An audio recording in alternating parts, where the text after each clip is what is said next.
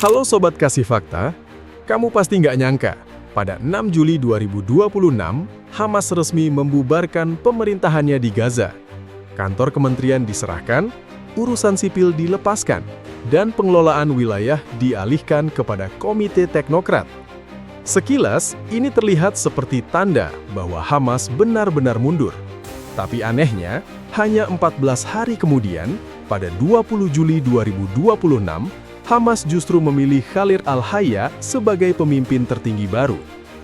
Jadi, apakah Hamas benar-benar menyerahkan kekuasaan atau cuma melepaskan bagian yang paling berat, lalu memindahkan pusat kendalinya ke tempat yang lebih sulit terlihat? Tapi sebelum lanjut, jangan lupa klik like, subscribe, dan aktifkan lonceng notifikasi supaya kamu nggak ketinggalan fakta-fakta menarik lainnya.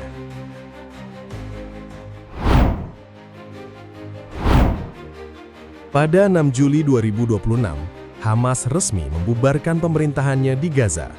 Kantor kementerian diserahkan, urusan sipil dilepaskan, dan pengelolaan wilayah direncanakan berpindah kepada Komite Teknokrat Palestina. Dari luar, keputusan ini terlihat seperti akhir dari kekuasaan Hamas. Namun, justru disinilah kesalahpahaman pertama mulai muncul. Selama bertahun-tahun, Hamas dikenal sebagai penguasa Gaza. Karena itu, ketika struktur pemerintahannya dibubarkan pada 6 Juli 2026, banyak orang langsung mengira seluruh organisasinya ikut berakhir. Kesimpulan tersebut terdengar masuk akal, tetapi hanya melihat bagian yang paling mudah ditemukan. Pemerintahan adalah lapisan yang berhubungan langsung dengan kehidupan warga. Di sanalah rumah sakit, sekolah, listrik, air, bantuan sosial, pegawai, dan pelayanan masyarakat diatur. Setiap kantor memiliki alamat, setiap pejabat memiliki jabatan, setiap keputusan meninggalkan dokumen. Ketika listrik padam, masyarakat tahu kemana keluhan diarahkan. Ketika bantuan terlambat, pemerintah menjadi pihak pertama yang disalahkan. Namun, Hamas tidak dibangun hanya untuk mengurus administrasi. Di dalamnya terdapat kepemimpinan politik yang menentukan arah organisasi. Ada jaringan hubungan luar negeri yang berbicara dengan mediator.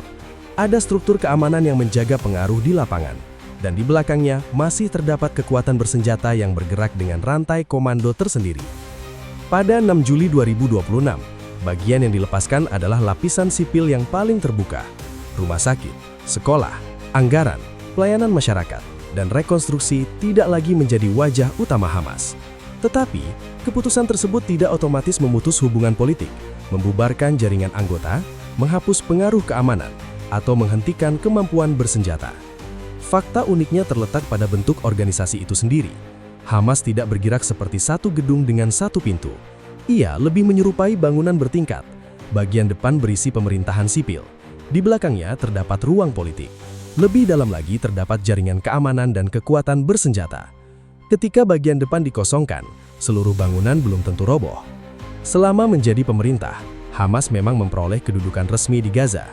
Namun kedudukan itu juga membawa kelemahan. Seluruh aktivitasnya menjadi lebih mudah dibaca. Daftar pegawai menunjukkan siapa yang bekerja di mana. Kantor pelayanan memperlihatkan jalur administrasi. Kebutuhan anggaran mengungkap prioritas. Bahkan keluhan warga dapat menunjukkan bagian mana yang sedang mengalami tekanan. Ada perbedaan besar antara kehilangan pemerintahan dan kehilangan kekuasaan. Pemerintahan bekerja melalui aturan, anggaran, dan kantor resmi. Kekuasaan dapat bertahan melalui loyalitas, jaringan, pengaruh, serta kemampuan memaksakan keputusan. Karena itu, pembubaran struktur sipil belum cukup untuk membuktikan bahwa seluruh kendali telah hilang.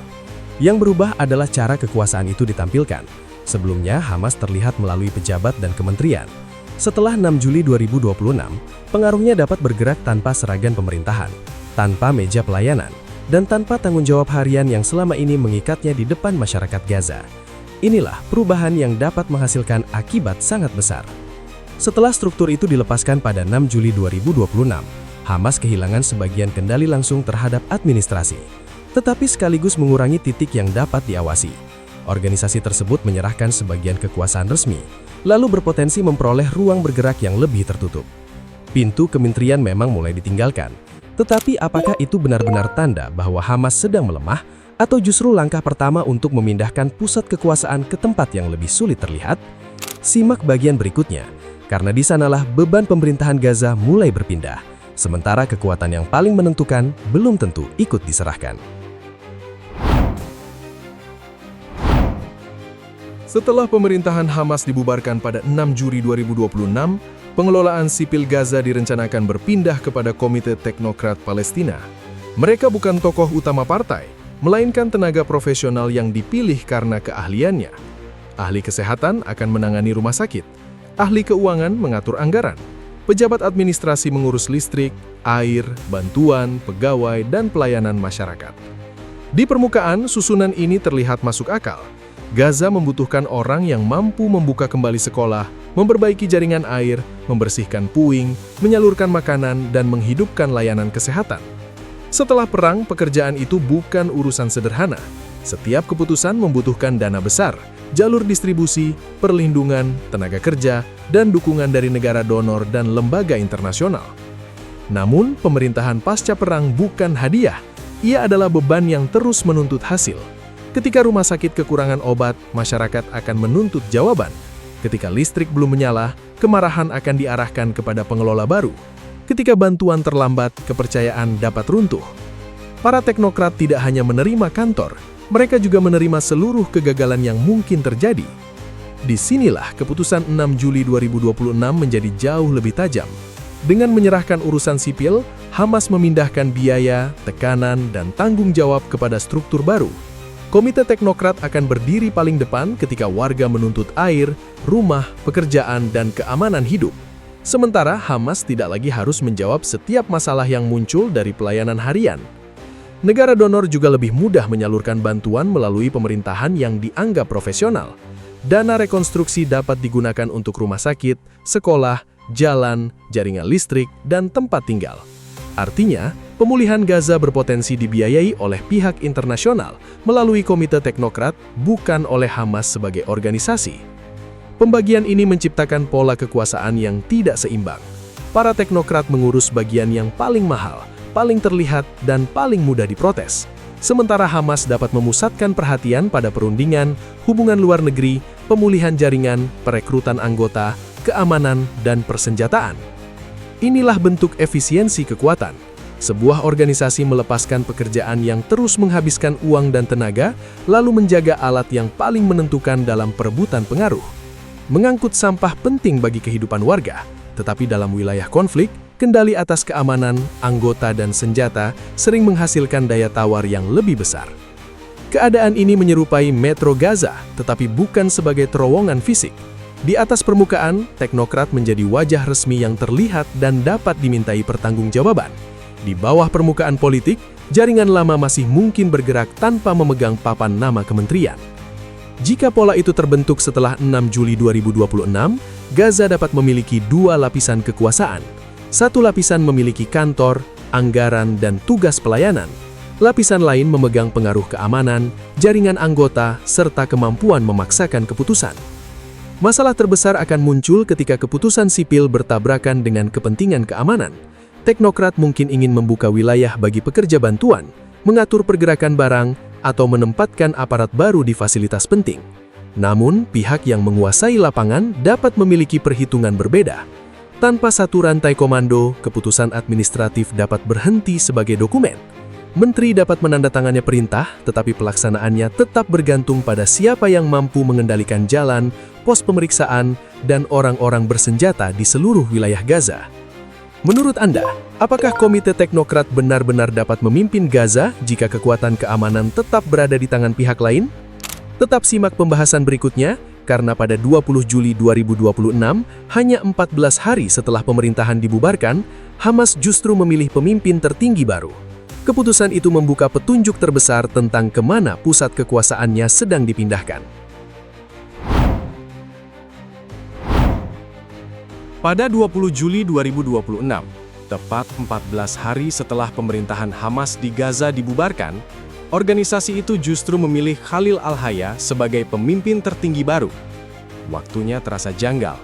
Jika Hamas benar-benar sedang mengakhiri perannya, mengapa pusat kepemimpinannya malah diperkuat? Jawabannya terlihat dari sosok yang dipilih. Khalil Al-Hayya bukan pejabat yang disiapkan untuk mengurus listrik, sekolah, rumah sakit, atau dokumen kependudukan. Ia dikenal sebagai tokoh politik dan negosiator yang bergerak dalam hubungan luar negeri, pembicaraan gencatan senjata, serta perundingan mengenai masa depan Gaza. Pemilihannya pada 20 Juli 2026 menunjukkan bahwa kebutuhan Hamas telah berubah. Setelah urusan sipil direncanakan berpindah kepada Komite Teknokrat, organisasi itu tidak lagi membutuhkan tokoh utama untuk memimpin pelayanan masyarakat. Hamas membutuhkan seseorang yang mampu menjaga hubungan dengan mediator, mempertahankan posisi dalam perundingan, menyatukan keputusan politik, dan menentukan sikap terhadap persoalan pelucutan senjata. Kontrasnya sangat jelas. Para teknokrat akan menghadapi warga yang membutuhkan air, listrik, pekerjaan, sekolah, bantuan, dan tempat tinggal. Sementara Khalil Al-Hayya akan berhadapan dengan diplomat, negara perantara, serta pihak internasional yang sedang membahas masa depan Gaza. Satu pihak mengelola akibat perang, pihak lainnya berusaha menentukan hasil politiknya. Karena itu, pemilihan pemimpin baru tidak bertentangan dengan pembubaran pemerintahan pada 6 Juli 2026. Keduanya justru dapat menjadi bagian dari perubahan yang sama. Struktur sipil dilepas agar beban administrasi tidak lagi menguras sumber daya. Pada saat bersamaan, kepemimpinan politik diperkuat agar Hamas tetap memiliki suara, jaringan, dan arah strategis. Sebuah organisasi yang benar-benar bubar tidak membutuhkan pusat komando baru. Ia tidak memerlukan negosiator utama, jalur hubungan luar negeri, atau tokoh yang menyatukan keputusan politik. Kemunculan Khalil Al-Hayya menjadi petunjuk bahwa mesin organisasi Hamas tidak dimatikan. Mesin itu hanya dipindahkan dari ruang pemerintahan menuju ruang politik yang lebih tertutup. Perubahan ini juga memberi Hamas keuntungan dalam meja perundingan. Mereka dapat mengatakan bahwa pelayanan sipil telah diserahkan kepada pihak profesional, sambil tetap menuntut peran dalam keputusan keamanan dan politik. Dengan cara itu, tekanan internasional untuk memperbaiki kehidupan warga dapat diarahkan kepada Komite Teknokrat. Sementara Hamas mempertahankan daya tawarnya pada isu tahanan, gencatan senjata, perbatasan, dan persenjataan. Pemisahan tugas tersebut membuat batas antara pemerintah resmi dan penguasa nyata menjadi semakin kabur dalam masa mendatang nanti. Disinilah persoalan Gaza menjadi semakin rumit. Komite Teknokrat mungkin dapat menerima bantuan, membuka kantor, memperbaiki jalan, dan membangun kembali fasilitas umum. Namun kekuasaan tidak hanya ditentukan oleh siapa yang menandatangani dokumen. Kekuasaan juga ditentukan oleh siapa yang mampu menggerakkan anggota, mempengaruhi keamanan, mengendalikan wilayah, dan mempertahankan senjata ketika perundingan gagal. Jika para teknokrat hanya memegang pelayanan sipil, sementara jaringan keamanan tetap berada di bawah pengaruh Hamas, maka Gaza berpotensi memiliki dua pusat kekuasaan. Satu pusat resmi, terbuka, dan bertanggung jawab kepada masyarakat. Satu lagi tidak selalu terlihat, tetapi mampu mempengaruhi keputusan paling penting. Keadaan itu dapat menghasilkan tiga arah. Para teknokrat mungkin perlahan memperoleh kendali penuh. Hamas mungkin berubah menjadi gerakan politik tanpa pemerintahan. Atau struktur baru hanya menjadi lapisan depan, sementara keputusan utama tetap dipengaruhi jaringan lama. Menurut Anda, apakah pemilihan Khalil Al-Hayya membuktikan Hamas sedang mempersiapkan masa depan politik baru, atau justru membangun kekuasaan yang lebih sulit diawasi? Tetap simak bagian penutup, karena jawaban akhirnya tidak terletak pada siapa yang duduk di kantor, melainkan pada siapa yang masih mampu menentukan keputusan terakhir di Gaza. Jadi, pembubaran pemerintahan Hamas pada 6 Juli 2026 belum tentu menandai berakhirnya pengaruh organisasi tersebut di Gaza. Struktur sipil memang dilepaskan, tetapi pemilihan Khalil Al-Hayya pada 20 Juli 2026 menunjukkan bahwa pusat politiknya masih tetap hidup. Yang berubah bukan sekadar siapa yang memerintah, melainkan bagaimana kekuasaan itu disembunyikan dan dijalankan. Pada akhirnya, masa depan Gaza tidak hanya ditentukan oleh siapa yang mengurus rumah sakit, listrik, atau bantuan. Pertanyaan terbesarnya adalah, siapa yang tetap mampu memengaruhi keamanan, perundingan, dan keputusan terakhir di wilayah tersebut. Jangan lupa subscribe ke channel Kasih Fakta, dan aktifkan lonceng notifikasi agar Anda tidak ketinggalan fakta menarik lainnya.